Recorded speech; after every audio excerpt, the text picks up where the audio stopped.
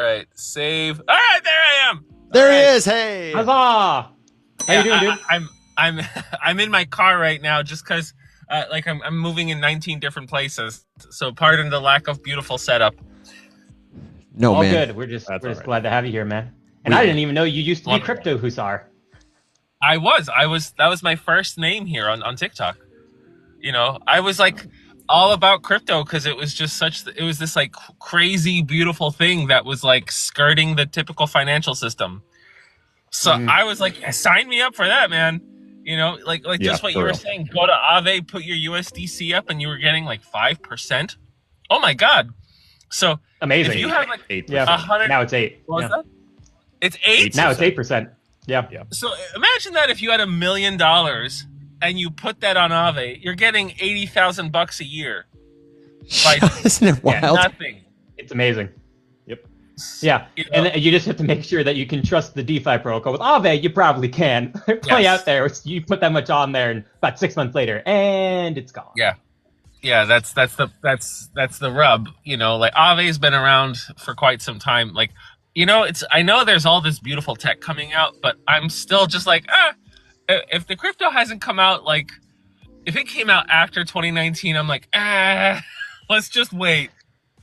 Let's wait. I need a few more years to see if it has staying power. Yeah, and especially anything that came out after the crash, the Luna crash. There's no way we don't know, because everything that's been even before 2022 has, if it's still around, it withstood FX, the Luna crash, all this other horrendous crap. So, you know, it's to me, it's less risky. I will say I have a higher bar personally for tokens that have been around a long time and haven't managed to do as much. I just said before you got on this morning that Cardano, for example, has a $40 billion market cap, which is the same as Marriott Hotels and Ford Motor Company. And when I look at all the things they're doing every year, this year in our culture, all the assets that they own, and then I look at Cardano, I love Cardano, you know, as a company, their vision, but I'm like, what are you guys really doing? Is their price tag a reflection of the value they provide? And a lot of the time the answer is no. Yeah, totally, for sure. We talked about that last week a little bit, though. Like, when you look at those big things and you wonder, how could you be sitting out on the entire market? Like, how could you be sleeping through the entire bull market? And Daniel gets the credit for phrasing it this way, because he's right. It's because they can. They are in no danger of going out of business. None of these big. You want to look at ICP, Cardano, Polkadot. They can all just hit the snooze on marketing because all of their bag holders will talk about them and keep them in the conversation for free. Yeah. And then they can just be a research facility who is permanently funded by speculators, and they'll never go out of business. Cultish. It cultish perfectly works. Don't forget that. Yeah. Cultish speculators. Because the devotion that these people have to their cryptos is nothing short of cult-like. You know, I mean, and like it's funny. As a human being and reasonable person, it's like cultish behavior is usually a bad thing, but now it's like cultish behavior that is keeping up market caps. Yeah. It's one of the things I have on my like list of criteria for cryptos. Does it have a cult to support it? Yes. Ooh. Yeah. Bullish. Ooh. Bullish on cults. The floor just raised. Do you think Algorand has cultishness? I think a little bit, and I'm a big fan. Well, if they do, Cosmic is their pope. And Do you know Cosmic Crypto, our friend? Cosmic's in here. I love Cosmic so much. I kind of think so. Yeah. There's a little bit of a cult for Algorand, but here's the thing. It did great for the price of Algo. Algorand has done great as one of the air quotes dinosaur coins, along with XRP, that have been able to do well as this alt season has had its flare ups. So again, just a point like, hey, does it have a cult? Yeah. Nice. Like, XRP blew me away. I mean, the fact that they're over $3 already, I was like, maybe they'll hit like $1.50, maybe $2, but no, all right, and I'm not. It's been amazing. XRP. I've actually trashed XRP a lot. Same. A lot. Also, same.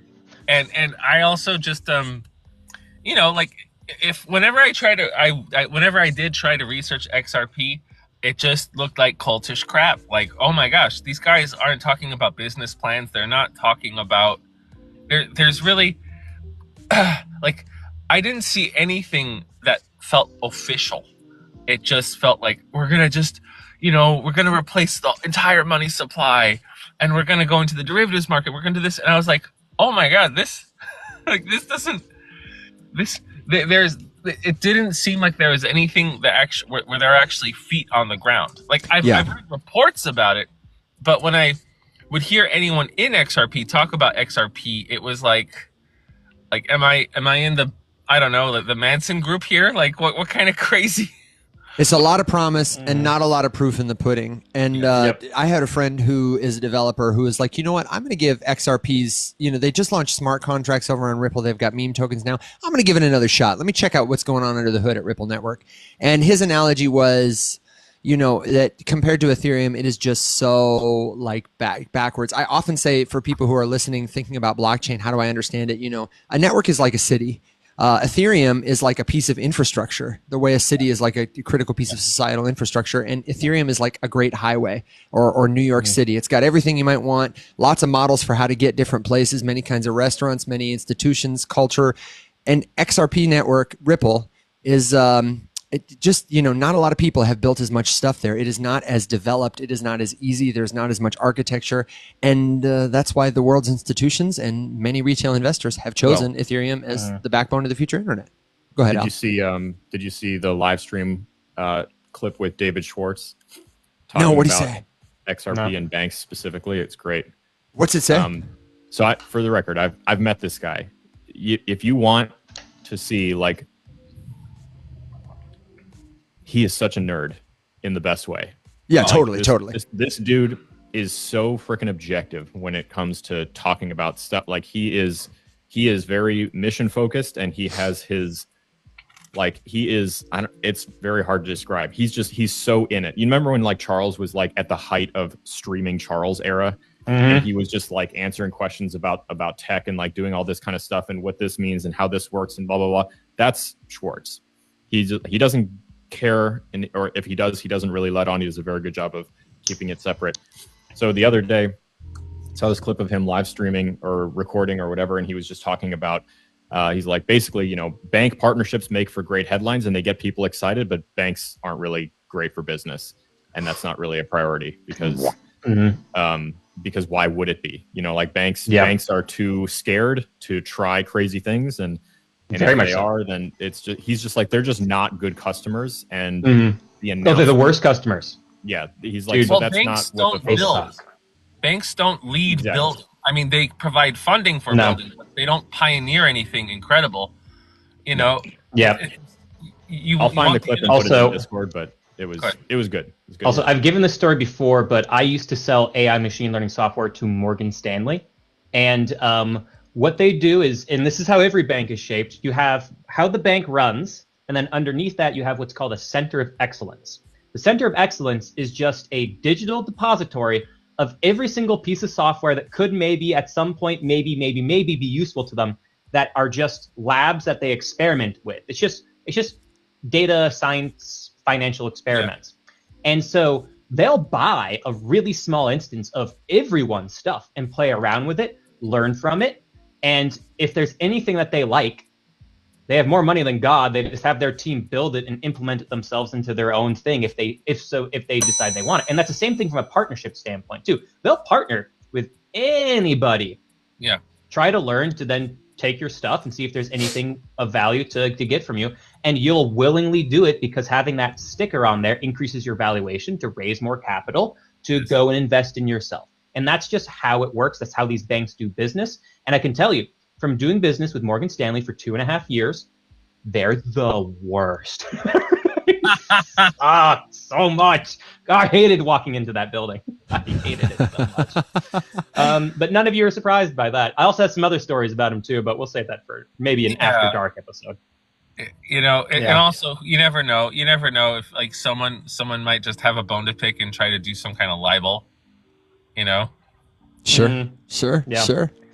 But dude, while we have you here, first of all, I want to tell you in person, I've loved your channel for forever. And I think it's awesome because I love crypto, but then I also love like geopolitical, like empire versus empire, like kind of situations in the world. And I think that's awesome. So your channel has been perfect. Now knowing that you have like a crypto interest and background, I think it's sweet. And so I wanted to ask you, for crypto investors and traders right now, what are some of like the most important like geopolitical things happening in the world right now that people should be paying attention to, and at the very least start like educating themselves on, that could directly affect the market? Wow. Well, you know, one I'd like to mention is the Japanese carry trade that you talked about. You know, I think that's something to take into. I don't even have they raised the interest rates yet?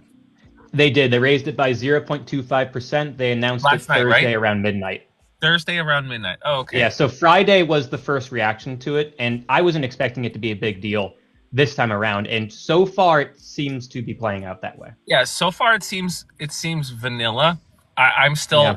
I'm still a little like, you know, I took out some of my money just in case something unexpected happens, and I'm going to keep it out for like a week, just in case there's not some unintended flare up that harms the markets again, because like what happened in what was that, July or August? That was July. Holy wow. That was tough. Yeah, I mean, it was great because I got to buy some of my favorite cryptos for like cheaper. Like I bought a ton of Algorand when it hit 10 cents, and then it jumped up to 50, and I was like, you know, so I was like, I am the best investor of all time, you know. Yeah. You know, that just luck. But I mean, I think that was really important, like just knowing how like Japan has an effect on the American markets, or how they can have an effect on the American markets. That's a really big deal. Also, the deflationary spiral that China's facing, you know, like as I was going to ask you about China specifically. Well, like they've been going with there's wholesale and then there's retail, and wholesale they've been going through deflation for like 2-3 years. And with retail, like their regular old CPI, it's like in and out. But it's, you know, like they'll be in deflation, like, you know, like negative half a percentage point, and then they'll come up like, you know, 0.3% or whatever, and you know, but then it just goes right back down. So it just looks like that the CCP can't keep the markets up the way it needs to. So, like, you know, China is the second largest economy in the world. It's one of the reasons why oil is still so cheap, because their manufacturing is doing so poorly. You know, like oil is below $80 a barrel. It was supposed to be at 120, maybe even 150 when China started recovering. But because of just China's like economic mess, that kind of has made the entire world very uncertain. You know? And I think that like that's if I just think that's one of the things that people don't talk about, but it's kind of keeping the crypto markets low, because it's a lot of other markets low, you know. And I know the tech sector is doing well, I guess, right? I mean, I'm not paying 100% attention, but yeah, it's been doing great until this morning. Until this morning. There you go. And like, I feel like we're just on this like really narrow precipice that can just push us over the edge, because like, what the hell is going on in tech that's so incredible, really fundamentally? I mean, I know there's the AI craze, but if you speak to anyone in AI, they're like, we're kind of not close to where everyone thinks we are. Yeah. You know, so I just think that China's contributing to a lot of global market uncertainty, and that's keeping the crypto markets really low. So, I mean, before, what did we do? Like during COVID, or people maybe even like 2017 or 2018, you just put your money, you would put your money in and leave it alone and just like watch it go up until you saw some kind of peak, and then you take your money out and all right, you know, you get to say you're a genius. But I feel like that's not happening now. I feel like no, and also like you have to be really strategic with what you're investing in. For crypto and also with stocks. With stocks, like tech's going up, but everything else has been like really kind of recessionary if you look at their stock prices. And then in the crypto space also, you have the added problem of there being so many more cryptocurrencies for the liquidity to flood into. You really, like in 2017 when I first got into the market, you could buy anything. And it would 5 to 6x if you just held it for like a month and a half, 3 months or so. Right now you can't. You have to be really strategic with what you're buying. You have to find the things that either have a lot of sound fundamentals or that have the strongest cults, and those are the things that are going up and that have ties to the hottest trends. Otherwise, you can't just like have a portfolio of, like 15 or 20 random altcoins and expect your portfolio to go up right now, because that's just not happening. Well, there are a million tokens launched a week right now, and so it's almost impossible crazy for people to keep up. And there's more liquidity than ever, but there are more places to park it than ever too. So How it's many tokens are there? I mean, millions and millions. There are about a million tokens launched a week right now. I couldn't tell you how many tokens there are, but it is easier than ever to launch a token. In terms of meaningful cryptos, most of the market cap, like the total market capitalization for all cryptocurrency, is held in the top 10,000 tokens, no sweat, and probably even the top 1,000 tokens. We could find that information on CoinGecko.com, but most of them are not significant. Go ahead, Al. This exact stat I found in a tweet yesterday, actually, that was basically just saying, I want to say that the figure was somewhere around 28 million individual. So, and for context, to compare to like this point in the market cycle last time, it was like 18,000. So in the last how many years, we've gone from 18,000, and most of those 18,000 were trash. Yeah. Well, and just one more metric on so 3,000 in 2021. Just another metric on that kind of growth in 2021, or maybe it was 2020 DeFi summer. Ethereum had a market cap, or excuse me, a total value locked in its ecosystem of around $60 billion. Now we're talking hundreds of billions. Yeah. And the space has really grown tremendously. And Doug points out here, Dune Analytics, for people who are looking for a good visualization tool, is a great dashboard with a lot of metrics that are hard to find in other places, easily displayed for visualization. I'll throw it in the Discord. Cosmic Crypto is saying in the comments, sounds like it could be a rotational top. He tagged you, Geo Husar. But people are, as you said, kind of uncertain right now. There's a lot of different stuff going on in the micro moment and the macro moment. Yeah, like the Fed was supposed to be lowering interest rates, but then inflation proved to be too sticky, and now they're delaying it. Yep. We're still at 4.5% when they probably wanted it to be like at 4%. Well, and of course, we're seeing a little bit of back and forth between Trump and Powell about whether or not that's going to happen. President says bring the rates down. Powell says can't just bring the rates down. I love just imagining Powell on the other end of the phone of Trump, just being like, smoking a cigarette, just like, just getting yelled at by Trump. He's like, it'll destroy the U.S. economy. I can't. Leave me alone. He's like, God, it's going to destroy everything. I can't just lower rates. Well, and because their relationship started off contentious too, because there was the question posed to Jay Powell about, will you step down? And he's like, over my dead body, you have to drag me out, kind of a thing. Mm-hmm. And now here we are. So I imagine that, because Will, are we getting remarks from him on Wednesday? Wednesday, we get a decision on interest rates. Everyone and their mother is expecting them to pause and hold. Right. And then the big thing that will shape the markets is what he says in his questioning from reporters. Right. He's going to be super hawkish. Is he going to be a little dovish? Those are new terms to you. Hawkish is bearish. Dovish so is that's the question. Like, what's the divergence going to be between him and what Trump is saying? And then there's going to be a lot of questions about so Trump wants you to bring down rates. What are you going to do? And he's like, whatever I want. Anyway, next question. Yeah, because technically he doesn't answer to Donald Trump. He doesn't answer to the president. Yeah, technically not a part of the government. The whole point of the Fed. Speaking of Donald Trump, I made a post where I like this beginning. If he was never a billionaire before, he is one now because he is now. Coin. Yeah, and I mean, it's like a pathway towards international bribery. Yeah. Can you speak a little on that? Because I have heard people say on both sides that international actors could purchase this coin to, inflate his ego and the market cap and gain some kind of influence. And I've also heard convincing, compelling arguments that that's not really a cause for concern. I think any path towards making Donald Trump wealthier is dangerous.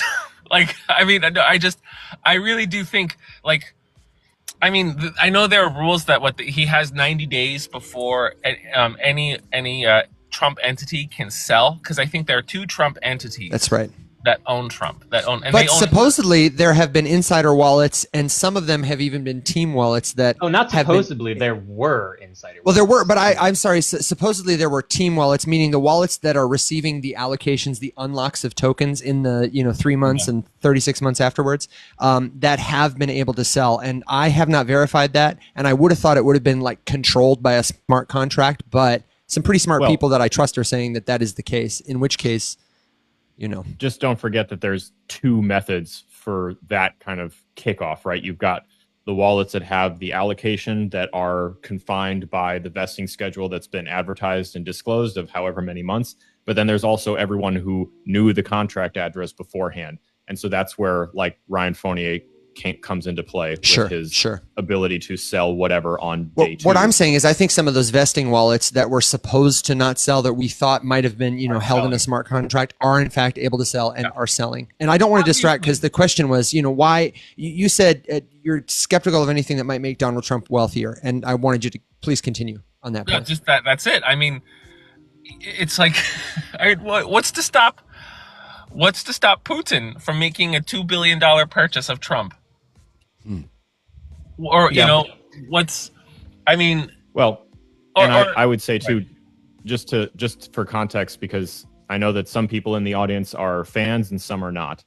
So just keep in mind that as you look at this as a concept, pretend, if you wanted to see what the danger is, pretend that it was someone you hated who did this. So if you are on the right, just imagine what your potential concerns would be if Biden launched one on his way out the door, and or on his first day out, or whatever. Pick the setup. Well, and we don't have to be emotional to have a vested interest in being concerned about anyone who has a lot of power misusing financial influence on powerful people.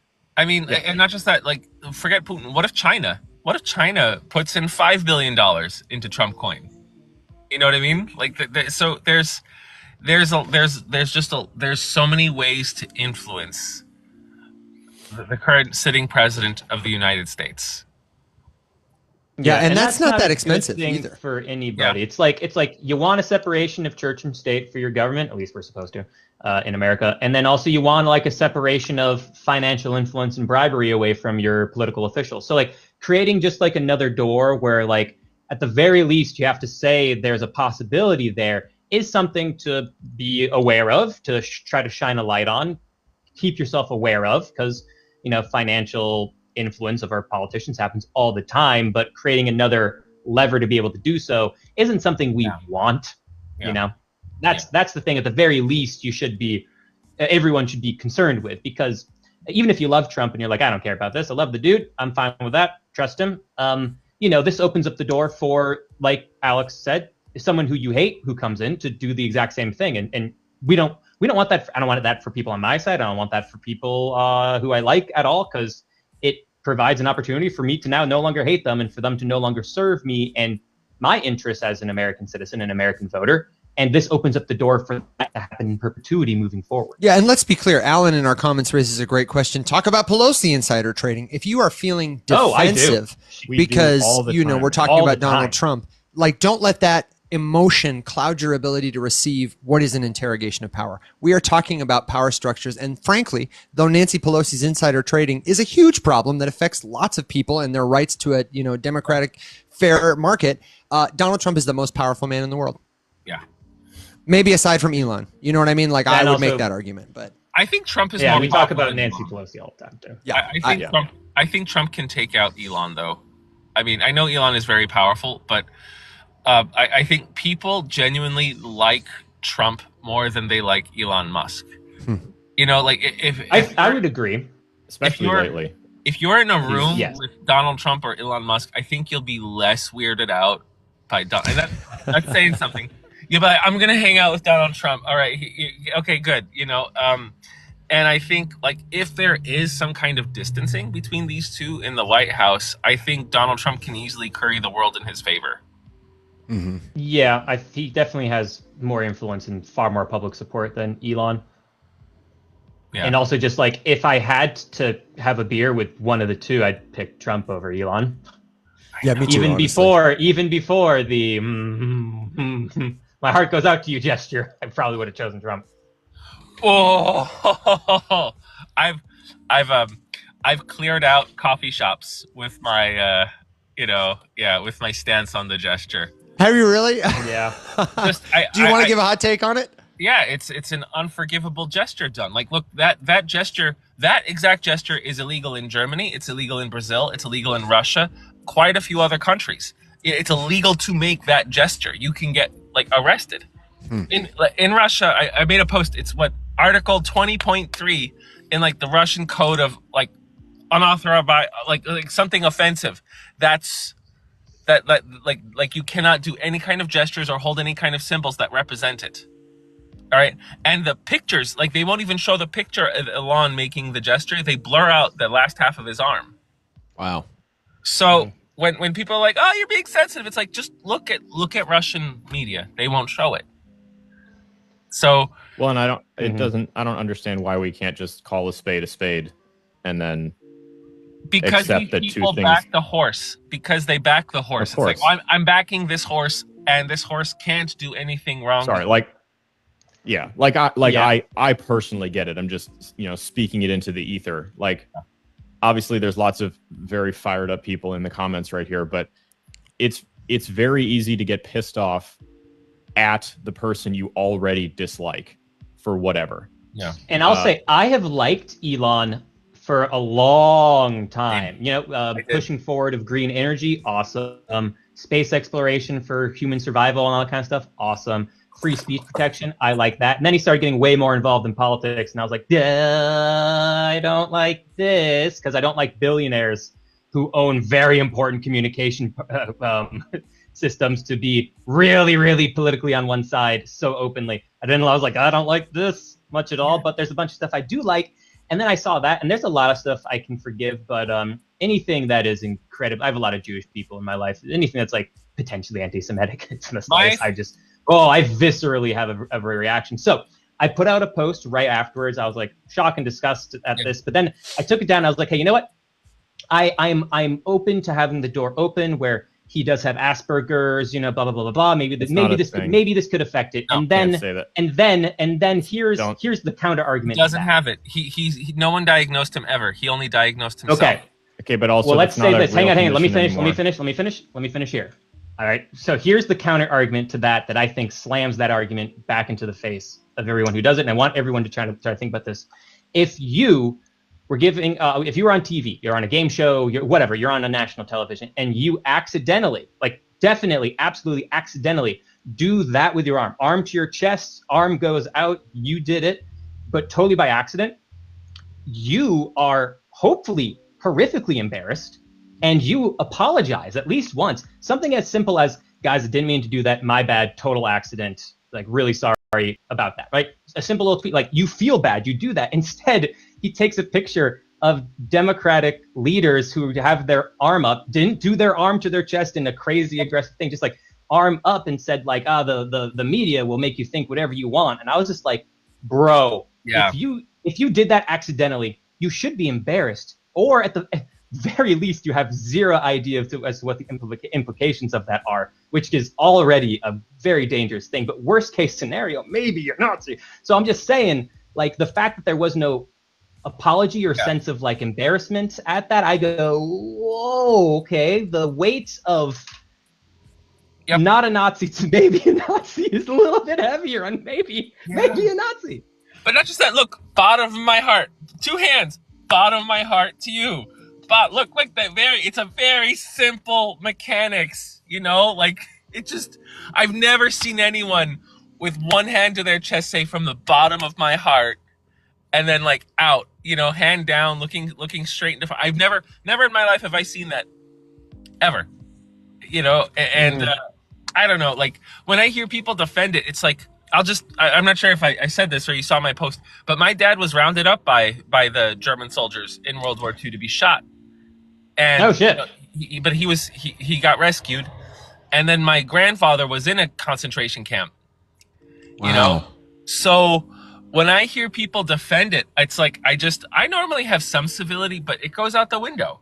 It completely goes out the window. And I'm like, oh, okay, so you would help load them. And my family, we're not Jewish. Like, my wife is Jewish, and my children are going to be raised Jewish. I'm not Jewish.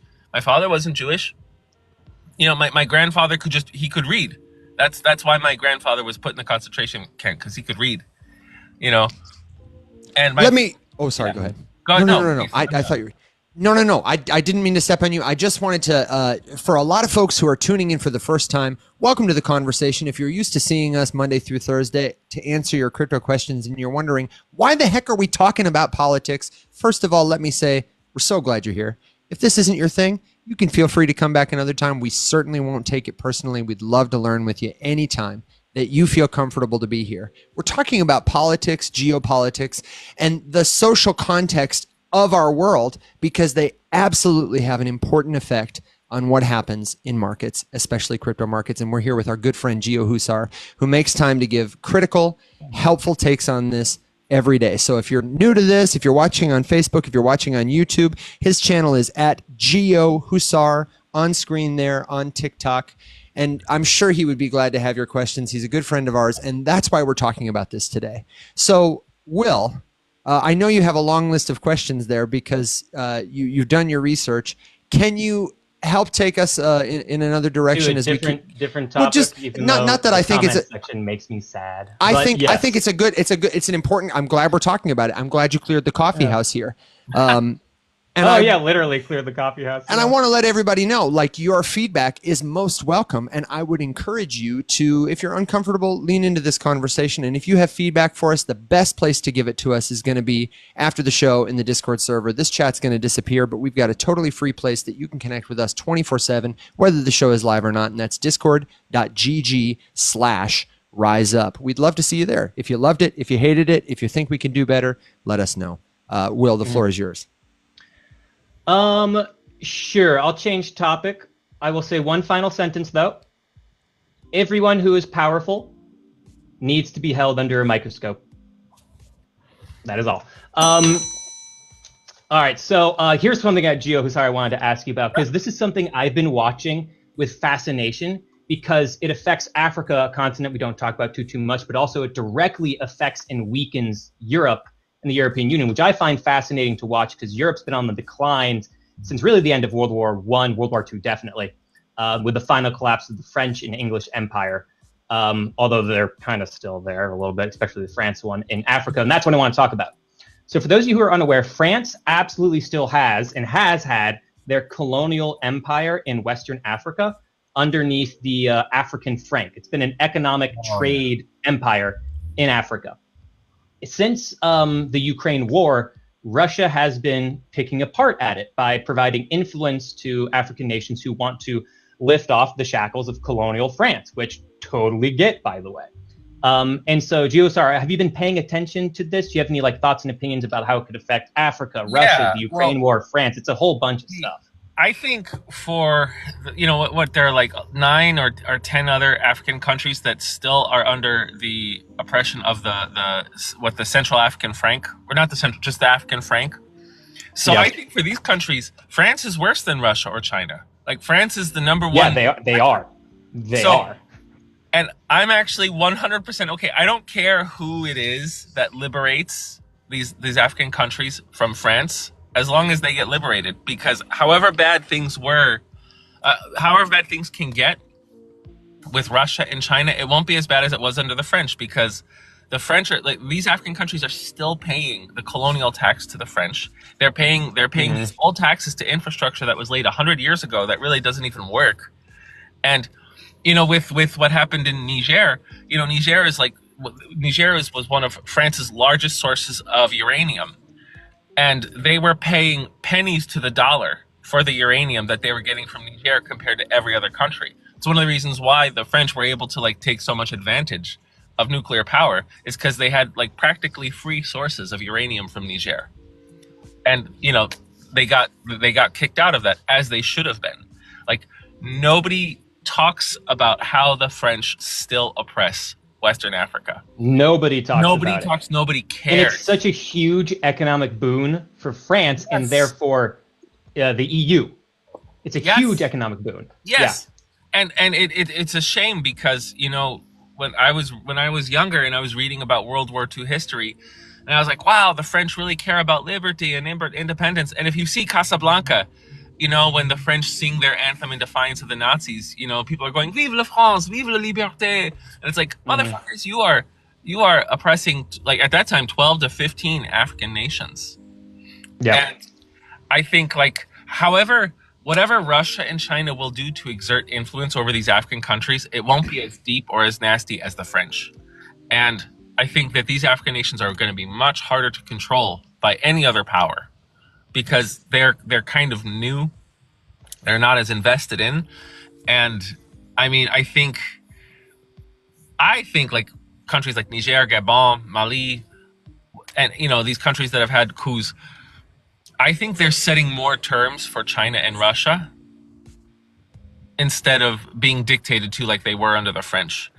And at the very least, like they're being influenced to the other side because they're getting a better deal. Yes, and they're getting infrastructure. Yeah. China is providing billions of dollars of like bridges, highways, ports. So like I honestly, like, I'm not the biggest fan of any of the CCP or Russia, but I'm always happy when an African nation is liberated. And I think there's more room for them to become more independent if they break the shackles of the French. And honestly, technology and cryptocurrency specifically have been a route to personal empowerment for a lot of people in these countries. In Africa. In many African nations, cryptocurrency adoption is ahead of the curve. Like they are leading the world in terms of, and there is a huge incentive for Bitcoin specifically to go to places where energy is cheap. Energy tends to be cheap in Africa. There tend to be a lot of people who are not on the grid yet who get connected to the internet. And then instead of investing, a lot of money they don't have in technologies that are already outdated, they just look at what's coming next, invest in those things. It's less risky for them to do it. And they end up doing what's called leapfrogging. Many of them, citizens of these countries, governments in these countries are empowering themselves to outpace their would-be liberators or their colonial oppressors to usher in the future. Like that's hugely exciting for democracy in a part of the world that has been denied it. I think and another renaissance is going to come from Africa. Yeah, I really do. I mean, I think maybe it might take 50 years. It might take a while, but I think we're going to see just this next cultural economic boom come from Africa. They have such a young population. Like in Nigeria alone, like it was great. I was speaking to the Nigerian, what is it? He was like, it was at a UN meeting and he was a Nigerian minister of, I think, infrastructure or something. And he was saying that there are like 60% of Nigeria are under the age of like 30.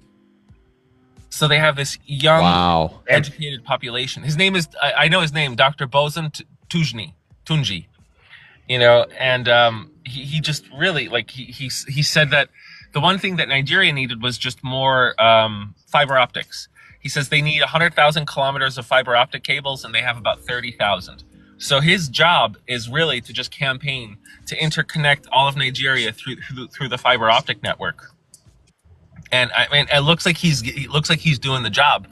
And I think once Nigeria actually manages to truly be like connected with that, I think they're going to be even more of a leader. And with crypto, they're the number 2. I think they're the number 2 adopter of crypto. Like it's huge. Continentally speaking, yes, but I think I think Niger, I think South Africa, Ghana are in the top 10 in terms of and it's like a majority of people in those countries use crypto. Stable coins are big there. It's cool. It's really cool. It's like, imagine this. It's like since energy is cheap, they can mine, and so you mine, you get some Bitcoin or Litecoin or anything, you convert that to a stable coin. And then boom, you convert that to dollars. You have dollars. You have dollars in like a country that you could see. You see your currency like shift between 100% to 300% a day in volatility sometimes. Yeah, it's a big deal. And that's why play to earn, walk to earn, all these whatever to earn cryptocurrencies are so big in countries like that where you got an internet connection and $10 a day makes a big difference for you. Heck yeah. So yeah, and then the other thing too is like, we just talked about in crypto, like banking the unbanked.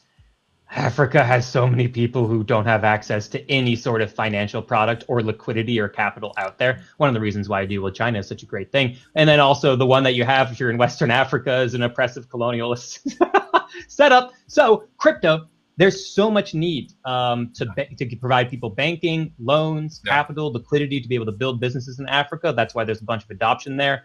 Also, remittance payments, big in African countries as people leave African countries to go to other areas where you get bigger pay, send it back. Doing so with a stable coin, it's faster, it's cheaper. Remittance payments on crypto, huge need there in Africa as well.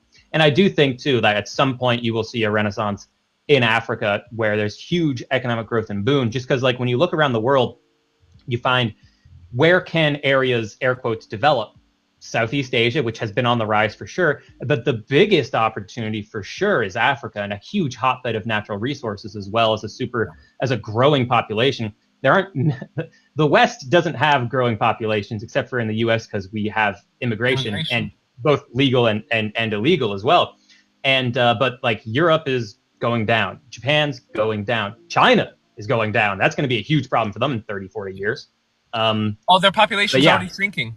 Their population's already dropped by big time. You know, it's their birth rate is like between 1.15 to 1.2.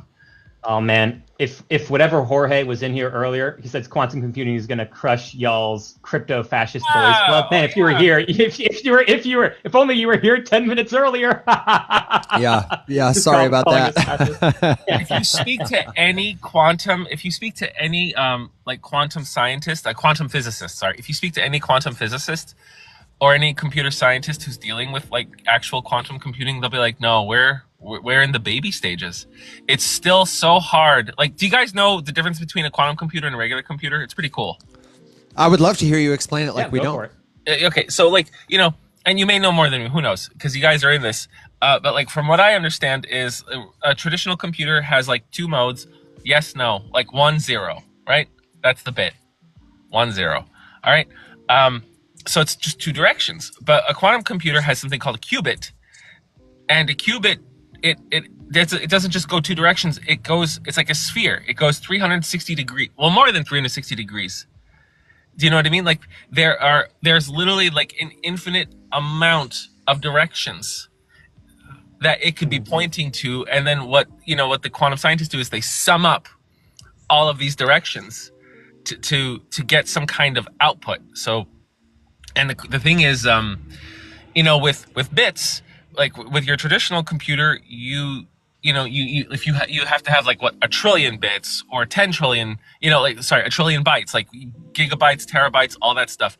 But with a quantum computer, you can like the most sophisticated quantum computer has like maybe 200 qubits, and it can outperform any supercomputer because it's pretty crazy. Because it has some, like there's quantum entanglement where some qubits will model the other qubits, their exact like movements and everything. You have quantum entanglement, and that allows you to do everything at once, because if you know the position of one qubit, you can know the position of almost every other qubit. And so like the reason why it could, like, let's say you're trying to break a password. If you had a traditional computer, and let's say you had a 4-digit space for the password, a regular computer would go 1, 2, 3, 4, no, 2, 3, 4, 5, no. Yep. But a quantum computer would put every potential combination at one time. At once. It's like, theoretically it could do that, but there's still so much noise, because in order to get these qubits to actually, to actually get the input of just these qubits, you're trying to model a quantum environment, because these qubits don't really exist. They're abstract. They're mirroring quantum particles. And they're delicate. They have been captured or they've created states in which they can exist, but they're it needs to be extremely cold. They're very sensitive to vibration, temperature. The tiniest noise or motion can throw them off. So the problem we have right now is that quantum computers exist in the sense that they have happened, but maintaining them the way that I can pick my laptop up, take it to the grocery store, drop it on the couch, like it's over. It's a scientific facility, and the power that they have generated is not, you can't just take it out of the quantum lab and scale it. Like, it's not there yet. It's like fusion. Fusion sounds great, and we're capable of achieving, like some kind of net energy gain, but it's nothing applicable. Really. Mhm. Yeah, exactly. So guys, I have to leave in 5 minutes, but Gio Hussar, I wanted to ask you two final questions. Sure. The first of which is, in your opinion, what histories of the world should people take some time to understand to best understand where we currently are in the world today? Great question. Such a great question. Oh man. I think because of what's going on politically, I really think we should be covering 1930s history. Not because of the Great Depression, because we're nowhere near that, but like 1930s, this political shift. I really think that's where we should be going, like where we should be looking to make references. But when you want to talk about the condition of the economy, I would push us to especially on that, I'm looking as like, you know, we've seen over the past number of years, like some moving away from democracy towards more like autocracy. We see that in Europe. You know, we've seen that in more consolidation of power amongst democracies. 1930s, good time for that. History. But when it comes to, let's say, military conflicts and the economy, I would go to the late 1970s, because in the late 1970s, America looked extremely weak. We lost Vietnam. Yeah. That already was like that was such a devastating blow, because we were supposed to be this invincible juggernaut, but we failed in Vietnam. The Soviets were emboldened. They invaded Afghanistan, and then we lost. Iran. Yeah, then we lost Iran. Just like that, I made a post. Yeah, we lost Iran. We were completely at the behest of the Middle East with oil. We looked so weak, and there was so much more instability, and America's power was put into question. And it just looked like this was it. Like we were reaching, you know, like the dust End of the empire. Yeah. Mm-hmm. And then what happens? I mean, I don't think Ronald Reagan is the reason why we did so great. I think he just happened to be in the right place at the right time. But I think it just shows like how adaptable America is. You know, how resilient America is. So I think I would go over those two histories, just if you want to know what's going on, like immediately with America's place in the world. And do you have any particular resources that you would point people to do it? Oh man, I mean, I look at a lot of stats and charts. So TradingView.com, if you want to look at like prices of oil and US GDP and defense spending and everything. But like, I'm trying to think. The world. Listen to every Dan Carlin podcast episode of Hardcore History. That's where I direct people to. You know, because like seriously, I go over as many articles as I can. It does, you know, like online, and man, I'm trying to think of books that I've read covering like what was going on in the late 1970s, but I don't. You know what? You can follow if you think about this and mull it over. You can. Okay. The Road to Serfdom by George Wilfred von Hayek. He was an economist who was. You're gonna need to give me that author. Just Hayek, Hayek. Yek. Okay. We'll put it in the Discord. Yeah, Road to Serfdom. Yeah, quite a conservative economist, and he was like the antithesis to Keynes. Keynes was like the guy, like, oh, hey, we have to central plan everything. Hayek was like the antithesis to him. And even though I don't fully agree with Hayek, his perspective in The Road to Serfdom, I think, was spot on. You know, and he was like speaking against totalitarianism. He was like, don't follow the path of Nazi Germany. You know, don't. So that was, yeah, I could recommend that book. Okay, and then you have one more question. Yeah, the final question was, what period of history would you live in if you had a time machine? And it has to be before the time of the car, so we have to have horses. Dang, what a question, bro. Wow.